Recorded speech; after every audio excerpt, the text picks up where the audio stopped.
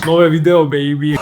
Dneska to bude Hokkaido polievka. Prečo? Pretože premiestňujeme sa z Alp na Hokkaido. The Nines. Pokiaľ ste nežili pod kameňom, tak asi určite poznáte, keď sa zaujímate o lyžiarsku scénu. Oproti Vinlongparku v Alpách sa to teda presunulo na Hokkaido. Pekne, krásne pod sopkou Mount Yotei. Asi, že najväčší privátny park na svete. Zoberú sa proste najlepší buildery snowparkov a postavia tam hravé feature, rôzne kupoly, wallrise, pumpovania, obrovské skoky, hej. Začalo to v roku 2008, vlastne vzniklo to ako proste na také klasické súťaže, neboli tam žiadne pódy ani žiadne medaily, len proste nejakí rideri, ktorí si prišli zaskakať a takto. Najväčšie prelomy prišli v roku 2016, David Weiss posunul laťku na rekord najvyššieho skoku.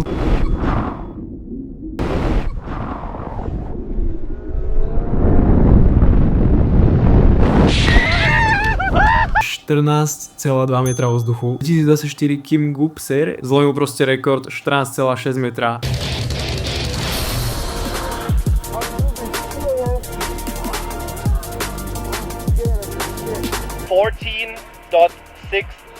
meters. Kim Gupser, legend, world record holder. How you feeling? Feeling, yeah, it's been crazy, super stoked. Can you like even describe that feeling? It's very exciting. A v 2025 Luca Harrington dala Switch triple core 1980.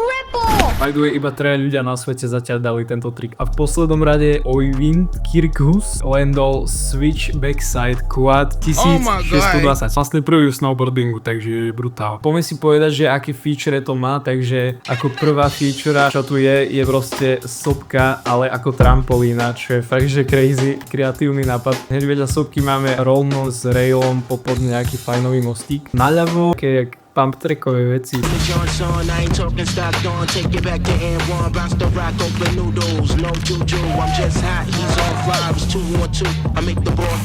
Čo si bláznoval, tá trampolina je fakt super. I can't believe there's a trampoline in the middle of a jump, and you have to just perfectly gauge the speed when you jump onto the trampoline. Oh, Eli!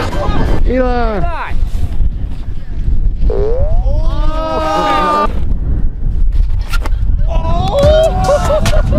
Sign me up, baby. Potom prvý väčší skok s railom. Man, to není rail. Koľko to má metrov? 50 metrový rail. OK, som zvedavý, či to niekto reálne dá dokonca, že či to proste sendne.